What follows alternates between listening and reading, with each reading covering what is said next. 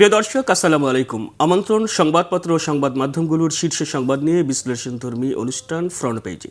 আপনাদের সাথে আছে আমি বেনজির আহমেদ। আজকে অতিথি হিসেবে আমাদের সাথে আছেন সুলতান মাহমুদ, ডেপুটি এডিটর, দৈনিক আমার দেশ। সুলতান ভাই, আপনাকে স্বাগতম। ধন্যবাদ। দর্শক, মূল অনুষ্ঠানে যাবার আগে আমরা দেখে নিব আজকের বিভিন্ন পত্রিকার সংবাদ শিরোনামগুলো। দৈনিক প্রথম আলো, বিদ্যুৎ কেন্দ্রের ভাড়া বেড়ে 42,000 কোটি টাকা। মত বিনিময় সভায় প্রধান উপদেষ্টা, সুষ্ঠু নির্বাচন নিশ্চিতে সশস্ত্র বাহিনীকে সর্বোচ্চ সতর্ক থাকার নির্দেশ। শুধু ভোট দিলে হবে না, ভোটের হিসাব বুঝে নিতে হবে। কর্মীদের পেট ভরার জন্য রাজনীতি করি না, জামায়াতের আমির ডাক্তার শফিকুর রহমান। দৈনিক আমার দেশ, নির্বাচন বন্ডুলের মাঠে নেমেছে নয়াদিল্লি। সশস্ত্র বাহিনীর শীর্ষ কর্মকর্তাদের প্রধান উপদেষ্টা, অবাধ সুষ্ঠু নির্বাচন নিশ্চিতে সর্বোচ্চ সতর্ক থাকতে হবে। দৈনিক ইত্তেফাক, গণতান্ত্রিক ভবিষ্যতের জন্য এই নির্বাচন গুরুত্ব অত্যন্ত তাৎপর্যপূর্ণ, প্রধান উপদেষ্টা। ষড়যন্ত্র চলছে, ভোটের হিসাব কড়াই গণ্ডায় বুঝে নেবেন, সোনারগাঁও ও হাতিয়ায় জনসভায় তারেক রহমান। দৈনিক ইনকিলাব, একটি পক্ষ নির্বাচন বানচালের চেষ্টা করছে, হাতিয়ার জনসভায় ভার্চুয়ালি তারেক রহমান। নির্বাচনে সশস্ত্র বাহিনীকে সর্বোচ্চ সতর্ক থাকার নির্দেশ প্রধান উপদেষ্টার। নয়াদিগন্ত, চানখারপুল হত্যাকাণ্ডে 3 পুলিশ কর্মকর্তার মৃত্যুদণ্ড। সুষ্ঠু ভোট নিশ্চিতে সশস্ত্র বাহিনীকে সর্বোচ্চ সতর্ক থাকার নির্দেশ। দৈনিক যুগান্তর, সারা দেশে প্রচারণার উৎসব, সেনা সদরের প্রধান উপদেষ্টা, সুষ্ঠু নির্বাচন নিশ্চিতে সতর্ক থাকার নির্দেশ। দৈনিক সমকাল, রেকর্ড উৎপাদন মজুদ, তবু চাল আমদানি শঙ্কায় কৃষক। মিরসরায় ভারতকে দেওয়া জায়গা প্রতিরক্ষা শিল্প হবে। দৈনিক বাংলাদেশ প্রতিদিন, সশস্ত্র বাহিনীর সঙ্গে প্রধান উপদেষ্টার বৈঠক, নির্দেশ নির্বাচনে নিরপেক্ষতার সঙ্গে দায়িত্ব পালনের। দৈনিক কালের কণ্ঠ, দেশে পরিবেশ নেই, বিনিয়োগ বিদেশমুখী। ভোটের প্রচারে উত্তাপে ডানা মেলেছে সংঘাত। সেনা সদরে নির্বাচন নিয়ে মত বিনিময়, সশস্ত্র বাহিনীকে সর্বোচ্চ সতর্ক থাকার আহ্বান প্রধান উপদেষ্টার। দৈনিক মানব জমিন, নির্বাচনে সশস্ত্র বাহিনীকে পেশাদারিত্ব ও নিরপেক্ষ ভূমিকার নির্দেশনা। ব্যাপক নিরাপত্তার প্রস্তুতির পরও ভোটে নানা শঙ্কা। একটি গোষ্ঠী নির্বাচন বাধাগ্রস্ত করতে গভীর ষড়যন্ত্র করছে। দৈনিক দেশ রূপান্তর, গ্রহণযোগ্য নির্বাচন নিশ্চিতে সতর্ক থাকার নির্দেশ। আচরণবিধি বঙ্গ নিয়ে ইসির নির্ভার নয় ইসি সচিব। দৈনিক কালবেলা, ডিএমপির সাবেক কমিশনার হাবিব সহ 3 জনের মৃত্যুদণ্ড।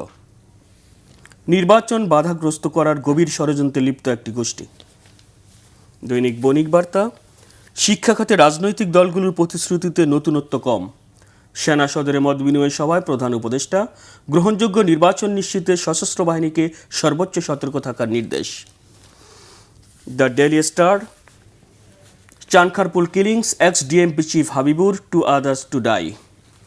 Ports duty exercise maximum caution, she asks armed forces. Safety, freedom and job on young voters mind. Daily star একটা বিশেষ প্রতিবেদন করছে রাজনৈতিক দলগুলো নির্বাচনী ইশতেহার নিয়ে। সেখানে ইয়াং ভোটাররা বলেছেন safety, freedom and job on young voters mind. New age, Chankharpul killings, ICT sentences ex DMP bosses Habib, 2 others to death. Arrest warrants for Hasina Kader, 39 others issued. Yunus asks armed forces to ensure fair participatory polls. Daily Observer, syndicates allege keep Ramadan supplies in bay to hike prices. CA directors armed forces to ensure free fair election. আমরা দেখছিলাম বিভিন্ন পত্রিকার সংবাদ শিরোনামগুলো। বিশেষ করে নির্বাচন ঘনিয়ে আসে, মাঠ উত্তপ্ত হচ্ছে, অভিযোগ পাল্টা অভিযোগ। আচরণবিধি ভঙ্গার হিড়িকও রয়েছে, কমিশনে অভিযোগও দাখিল করা হচ্ছে। নির্বাচন বাধাগ্রস্ত করতে একটি পক্ষ উঠে পড়ে লেগেছে বলেছেন বিএনপির চেয়ারম্যান তারেক রহমান। তিনি আরও বলেছেন তাহাজ্জুদ পরে ফজরের নামাজ গিয়ে কেন্দ্রে পড়তে হবে। এবং এ নিয়ে পাল্টাও আবার রয়েছে, জামাতের পক্ষ থেকে বলা হয়েছে, এনসিপির নেতারাও বলছেন একটি দল নির্বাচন ভোট কেন্দ্র দখলের জন্য তাহাজ্জুদ নামাজ পড়ে যাওয়ার জন্য। এই যে আমরা দেখছি নির্বাচন যত আসে, পলিটিক্যাল যে রাজনৈতিক দেশ দোষারোপ অর্থাৎ পাল্টাপাল্টি অভিযোগ বাড়ছে, কীভাবে দেখবেন? ধন্যবাদ।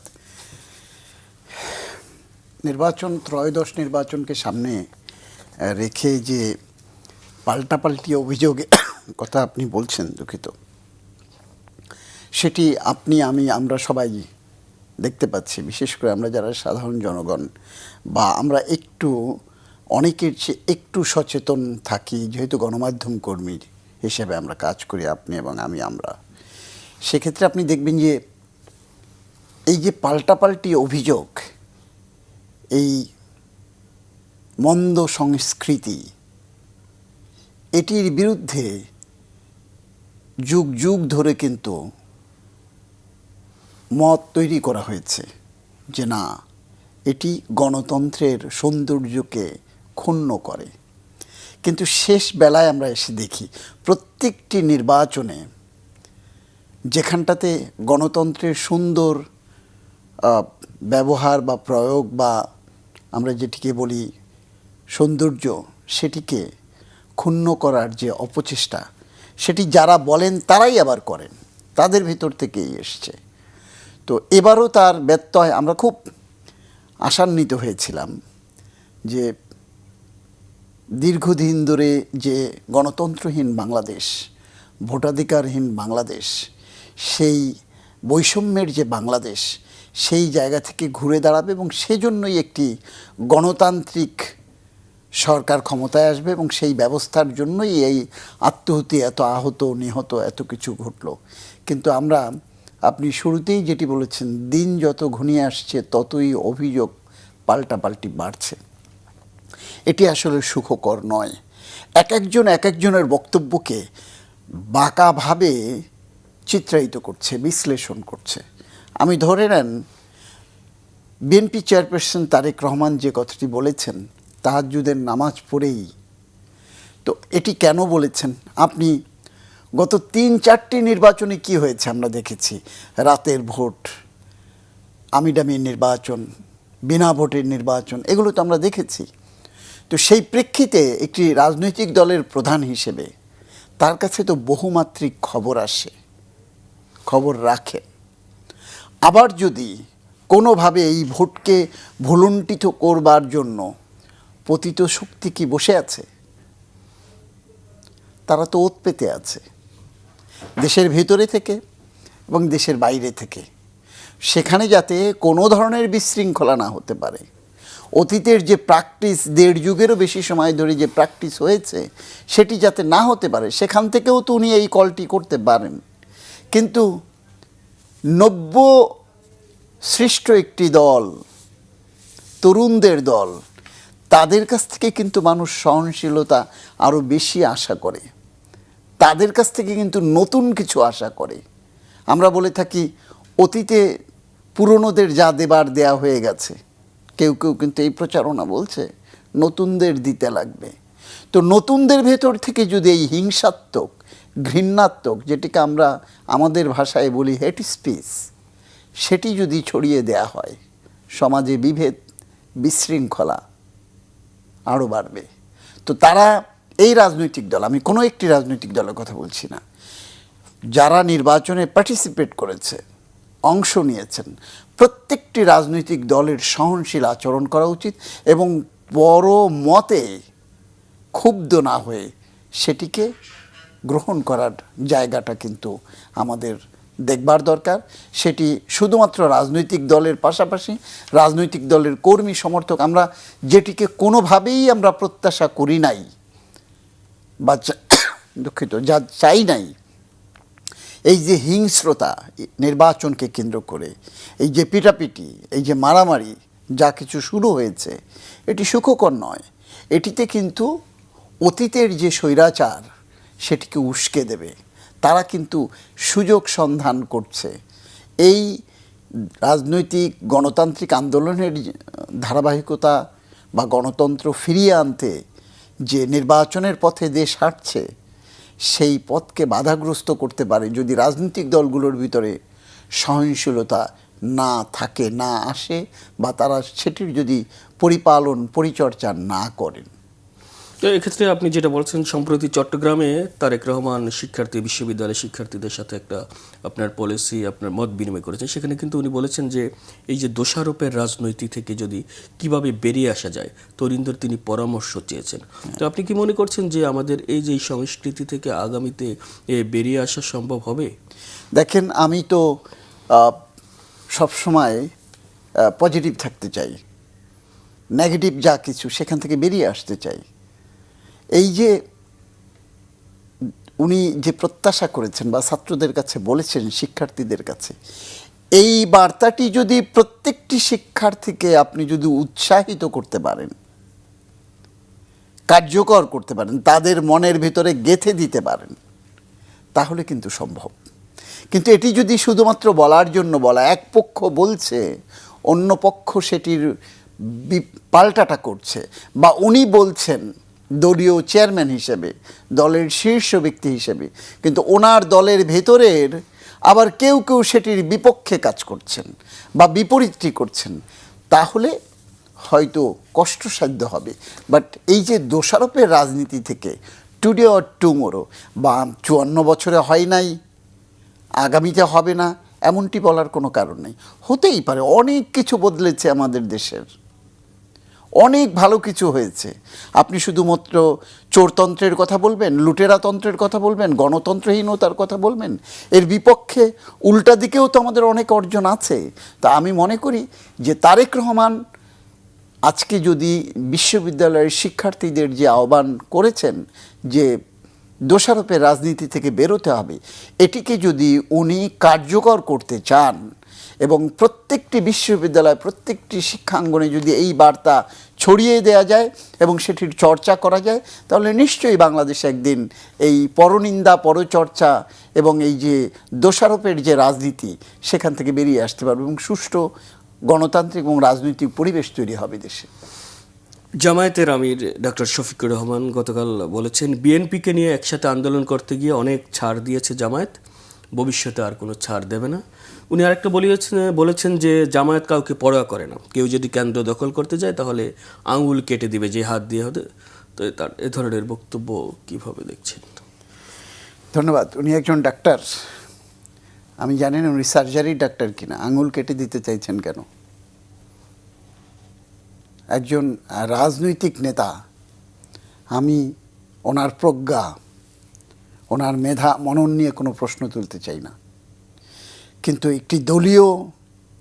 একটি রাজনৈতিক দলের প্রধান, তার বক্তব্যের মধ্যে অহংকার, তার বক্তব্যের মধ্যে ক্ষমতায় যাবার আগে ক্ষমতার হুঙ্কার, সেটি প্রতিফলিত হয়েছে। এটি কাম্য নয়, এটি কেউ আশা করে না। উনি যেটি বলেছেন বিএনপির সাথে রাজনীতি করতে গিয়ে, বিএনপি কোলে তুলে নিয়েছিলই বলে আজকে জামাতে এই জায়গায় এসছে। বিএনপির পদে পদে ভুল আছে, সেটি বিএনপি ঠেকে ঠেকে শেখে, কিন্তু সেই শিক্ষাকে কন্টিনিউ করে না। এটি বিএনপির, আমার কাছে, আমার বিশ্লেষণ যে এটি বিএনপির দৈন্যতা। কিন্তু জামায়াত ইসলামীকে বিএনপি একেবারে বাংলাদেশের স্বাধীনতা পরবর্তী কাল থেকে তাদের উপরে যে তির্যক রক্তচক্ষু বা বিরোধিতা, বা তাদের যে পূর্বসূরিদের যে তৎপরতা যা তারা করেছে স্বাধীনতার সময়, সেখান থেকে এই মূল ধারায় ফিরিয়ে আনার সকল পথ তৈরি করে দিয়েছে বিএনপি। এবং এই বিএনপি তাদেরকে গণতন্ত্রের পথে এনেছে, এই বিএনপি তাদেরকে নির্বাচনে সরকারের অংশ করেছে, এই বিএনপি তাদেরকে তাদের গাড়িতে পতাকা তুলিয়ে দিয়েছে, মন্ত্রিত্ব দিয়েছে। তো এখন হ্যাঁ, এটি তো ঠিক, বিএনপির সাথে রাজনীতি করতে গিয়ে অনেক শিখেছে, সেটা ঠিক, শিখেছ, দেখেছে, আর ছাড় দেওয়া হবে না। ছাড় কিন্তু কে দিয়েছে সেটি বাংলাদেশের রাজনীতিতে যারা মিনিমাম একেবারেই কম রাজনীতি সচেতন, তারাও কিন্তু জানেন। আর যে কথাটি তারা বলছে, প্রচারণা চালাচ্ছে, যে যারা অতীতে সরকার পরিচালনা করেছে তাদেরকে দেখেছে বা নতুনদেরকে দেখুন, তারা তো নতুন নয় রাজনীতিতে, তারা তো পুরনো। বিএনপির সময় যে অপকর্ম, অন্যায়, অনিয়ম, দুর্নীতি, অনাচার হয়েছে, সেটির দায় কি তারা এড়োতে পারে? তারা কি এড়ানোর তাদের কোনো সুযোগ আছে? তারা তো বিএনপির অংশেই ছিলেন, বিএনপির জোটেও ছিলেন। আন্দোলনের শেষ পর্যন্ত বিএনপি তাদের যখন নিষিদ্ধ করেছে, সেটির বিরুদ্ধেও বেগম খালেদা জিয়া কথা বলেছেন, বিএনপি নেতারা কথা বলেছেন, তাদের পাশে দাঁড়িয়েছেন। আজকে তারা যদি মনে করেন যে শক্তি সামর্থ্য হয়েছে তারা বিএনপিকে রুখে দেবেন, ভোটের মাঠে নিশ্চয়ই আপনার সেই সমর্থন, যদি আপনি জনসমর্থন থাকেন সেটি করেন, কিন্তু বিষ বাষ্প চড়িয়ে নয়, হুঙ্কার দিয়ে নয়। হুঙ্কারের রাজনীতি বাংলাদেশের মানুষ ক্ষমতার দাপট বা হুঙ্কার বা এই যে ক্ষমতার অপব্যবহার, এটি বাংলাদেশের মানুষের কাছে মোটেই কাম্য নয়। সেটি জুলাই বিপ্লবের মধ্য দিয়ে প্রতিফলিত হয়েছে, আবার প্রমাণ করে দিয়েছে।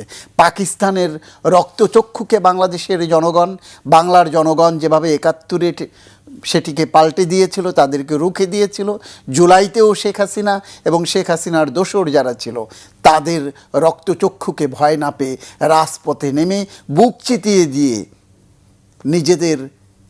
নিজের আত্মহতি দিয়ে সেই রক্তচক্ষুকে পরোয়া করেনি, তাদেরকে পত্রপাঠ বিদায় করেছে।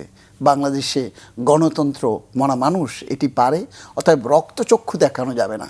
আপনি যদি সুষ্ঠু রাজনীতি করতে চান, আপনি যদি গণতন্ত্র চান, আপনি যদি ক্ষমতার অপব্যবহার না করতে চান, আপনাকে সুষ্ঠু রাজনীতি করতে হবে, কোনো হুঙ্কার দেওয়া চলবে না।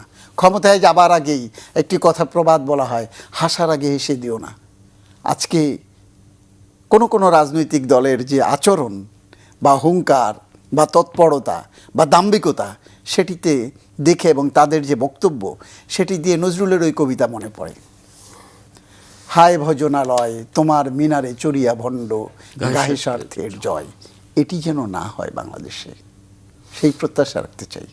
একটা বিষয় হচ্ছে আপনার যেটা বলছেন যে আমাদের নির্বাচন যত আসছে আমরা দেখছি কূটনীতিকদের দৌড়ঝাঁপও কিন্তু বাড়ছে, দফায় দফায় বিভিন্ন নেতাদের সাথে বৈঠক করছে, এবং ভারতে পালিয়ে যাওয়া ফ্যাসিস্ট হাসিনা কিন্তু সেখানে বসেও আপনি দেখছেন সম্প্রতি তার বক্তব্য প্রচার করা হয়েছে, এ নিয়ে বিভিন্ন জায়গায় সমালোচনার ঝড় হচ্ছে।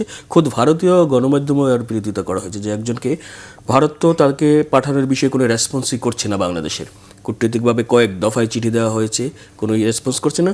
এবং এই যে রাজনৈতিক যে প্রভাব সম্প্রতি এটা ক্রিকেটেও কিন্তু ফেলেছে, আপনি দেখেছেন বিশ্বকাপ ক্রিকেট নিয়ে কী হলো, এবং সম্প্রতি যেটা গতকাল নিউজ এসেছে মিডিয়া আইসিসি যেই সাংবাদিকদের সেই অ্যাক্রিডিটেশন কার্ডও বাতিল করা হয়েছে।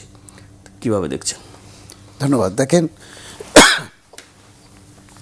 ইতিপূর্বে খুব ডাকঢোল পিটিয়ে প্রচার করা হয়েছে যে, বা আমরা কখনো কখনো সেটিকেও মেনে নিয়েছি যে তারা আমাদের মিত্র, স্বাধীনতা যুদ্ধে তারা আমাদের পাশে দাঁড়িয়ে সেই যুদ্ধ করে আমাদেরকে জিতিয়ে দিয়েছে। এটিকে নিয়ে নানান তথ্য আছে, নানান বাস্তবতা আছে, নানান ইতিহাস আছে। তারা যাদেরকে মসনদে বসিয়ে বাংলাদেশের অর্থনীতি, বাংলাদেশের ভূখণ্ড নানানভাবে শুষে খাওয়ার যে মানসিকতায় লিপ্ত ছিল, সেখান থেকে সেখানে ভাটা পড়েছে, সেখানে টান পড়েছে, যে কারণে আপনি দেখবেন ওই দেশটি বিভিন্ন সময় বাংলাদেশের ভেতরের রাজনৈতিক পরিস্থিতিকে উস্কে দেয়া, সাম্প্রদায়িক সম্প্রীতিকে বিনষ্ট করা, দেশের অর্থনীতিকে ধ্বংস করে দেয়া, ব্যবসায়িক আন্তর্জাতিক যে সুযোগ সুবিধা সেটিকে রুখে দেয়া, এই তৎপরতাগুলো সবসময় চালিয়েছে। এবং অধ্যাপক মোহাম্মদ ইউনূস সরকার দায়িত্ব নেবার আগেই যখন তাকে ইনভাইট করেছে, এয়ারপোর্টে এসেই বলেছে আর কোনো রক্তচক্ষু নয়, আর দমিয়ে রাখা যাবে না, শাসন নয়, শোষণ নয়, এই কথাটা কিন্তু উনি বলেছিলেন। তো সেটিকে আজও পর্যন্ত এই অন্তর্বর্তীকালীন সরকার সেই জায়গায় অটুট অক্ষুণ্ণ রয়েছে তারা। এবং এই যে পালাতক গোষ্ঠীকে আশ্রয় প্রশ্রয় দিয়ে সেখান থেকে তারা যাতে বাংলাদেশের বিপক্ষে কোনো তৎপরতা না চালাতে পারে, গণতন্ত্র বা ভোট রাজনীতি সুস্থ পরিস্থিতির বিপক্ষে যারা না যেতে পারে, সেটিও কিন্তু অধ্যাপক মোহাম্মদ ইউনূস ওই দেশটির সরকারের কাছে, রাষ্ট্রের কাছে আবেদন জানিয়েছিল তাকে চুপ থাকতে বলেন। সেই চুপ তো থাকতে বলেই নাই, বরং তাকে আরও কতভাবে ফুলিয়ে পাপিয়ে কত রকম কথা বলানো যায় সেই চেষ্টাটাও আমরা দেখেছি, বলানো যায় এবং বলানো হয়েছে বা বলেছে, আমরা সেটি দেখছি, এবং সেই তৎপরতা এখনও রয়েছে। এবং বাংলাদেশের এই অন্তর্বর্তীকালীন সরকার দায়িত্ব নেবার পর এই বাইলেটারাল যে অ্যাগ্রিমেন্ট ছিল বাণিজ্য চুক্তি সেখানটাতেও ভায়োলেশন করেছে এবং সেই চুক্তিরও বিরোধিতা করে বাংলাদেশ থেকে ওই দেশটি হয়ে যে পণ্য রপ্তানি হতো ট্রানজিট বা ট্রান্সশিপমেন্টের মাধ্যমে সেটিও রহিত করে দিয়েছে। বাংলাদেশকে শুধু রাজনৈতিকভাবে না অর্থনৈতিকভাবেও পঙ্গু করে ফেলবার এই প্রচেষ্টা তারা এখনও রেখেছে। এবং আদানির সাথে যে চুক্তি হয়েছে, আদানির সাথে কি চুক্তি হয়েছে সেটি আপনি গণমাধ্যম কর্মী হিসাবে জানেন। সেখানটাতে আদানির সাথে যে যোজন যোজন বৈষম্যমূলক যে চুক্তি হয়েছে, বাংলাদেশের জনগণ, বাংলাদেশের অর্থনীতি, বাংলাদেশের রাজনীতির বিপক্ষে, বা আপনি যে বিদ্যুৎ চুক্তি যেটির কথা বলেন সেটি হয়েছে, সেটি কারা করেছে? এবং এরপরও কিন্তু সেই চুক্তি এসে এই সরকার বাতিল করেনি, বরং বিগত সরকারের পাহাড় সম যে দেনা করে রেখেছিল সেটি কিন্তু এই সরকার পরিশোধ করেছে, যাতে এই সম্পর্কগুলো সুন্দর থাকে, অক্ষুণ্ণ থাকে, অটুট থাকে। বাণিজ্যিক সম্পর্ক, প্রতিবেশীর সম্পর্ক, বন্ধুত্বপূর্ণ সম্পর্ক, সেটিকে তারা অগ্রাহ্য করে কি করছে? আপনি যেটি বলছিলেন প্রচার করেছে তার বক্তব্য, আপনি দেখবেন যে রিমারের একটি রিমার স্ক্যানার, যে আপনার সারা বিশ্বে কাগজ এবং গণমাধ্যমকে যারা স্ক্যান করে বা যারা রিভিউ করে বা যারা এটিকে পর্যবেক্ষণ করে, তাদের একটি রিপোর্ট বেরিয়েছে। সেই রিপোর্টে বাংলাদেশের বিরুদ্ধে কত রকম বিষোদ্গার করা যায়, কত রকম অপতথ্য ছড়ানো যায়, কত রকম প্রোপাগান্ডা করা যায়, কত রকম রিউমার ছড়ানো যায়, সেই চেষ্টাটি বাংলাদেশের বিরুদ্ধে করেছে কারা? ভারতের সবচেয়ে প্রভাবশালী কাগজগুলো এবং গণমাধ্যমগুলো। এনডিটিভি বলেন, হিন্দুস্তান টাইমস বলেন, দ্য হিন্দু বলেন, ইন্ডিয়া টুডে বলেন, এই যে যত বড় কাগজগুলো, তাদের গণমাধ্যমগুলো, সেটি অপতথ্য ছাড়িয়েছে। এবং দুঃখের বিষয় হলো, আপনি যেন তেন রাজনীতি নিয়ে তো যা করছে, মানে সাংবাদিকতা বা গণমাধ্যমের যে কর্ম, সেটিকে একবারে উচ্ছন্নে দিয়ে ফেলেছে এরকম বড় দেশের একটি গণমাধ্যম বিষোদ্গারের মধ্য দিয়ে। এবং কিভাবে উপস্থাপনা করছে, আমরা কয়েকটি টেলিভিশন চ্যানেলের উপস্থাপকদের বক্তব্য দেখলে মনে হচ্ছে ঝড় উঠিয়ে ফেলছে সে একাই, এবং যে সমস্ত বক্তব্য, যে সমস্ত শব্দ চয়ন করছে, মনে হচ্ছে বিপ্লব ঘটিয়ে ফেলছে। এটিকে সাংবাদিকতা বলা যায় কিনা? সরকার, আপনার মাথা যদি ঠিক না থাকে তাহলে অন্য কোনো অর্গান কাজ করে না। ওই দেশটির সরকার, রাষ্ট্রপ্রধান, তারাই যখন এটি করছে, তার গণমাধ্যম করছে।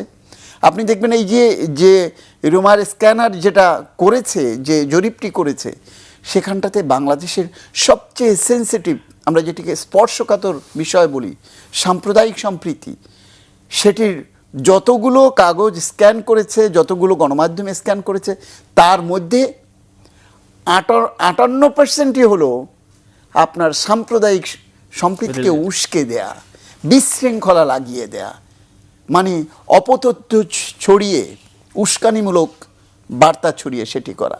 এবং এ যখন কোনোভাবে পারছে না, এবার দেখেন বাংলাদেশে ক্রিকেট নিয়ে আর এক রাজনীতি তারা করে ফেলেছে। এবং সর্বশেষ বাংলাদেশের যে সিদ্ধান্ত, আমি এই সরকারের সিদ্ধান্তকে সাধুবাদ জানাই, যে ক্রিকেট নিয়ে এই সরকার, আমার প্লেয়ারদের যদি নিরাপত্তা না থাকে, আমার প্লেয়ারদেরকে আমি মৃত্যুর মুখে ঠেলে দেব? মোটেই না। তো অন্য দেশে করতে পারতো, আইসিসি সেটি করে নাই। ঠিক আছে, ইন্ডিয়াতে সাংবাদিকরা তো যাবে, সব, তারা তো শুধুমাত্র বাংলাদেশের কথা বলবে না, সব দেশের খেলার কথাই তো বলবে। সেই তাদের অ্যাক্রিডিটেশন সেটিও বাতিল করে দিয়েছে। এর মানে হলো যে ওই যে তারা তাদের মতো করে 16, 17, 18 বছর একটানা যেভাবে নিজের এই পুতুল খেলার মতো যেভাবে নাচিয়েছে বাংলাদেশকে, সেটি যখন পারছে না, তখন পদে পদে বাংলাদেশের বিভিন্ন জায়গায় পথ রুদ্ধ করে দিতে চাইছে, অপচেষ্টা চালাচ্ছে। আপনি কূটনৈতিক তৎপরতার কথা বলছিলেন।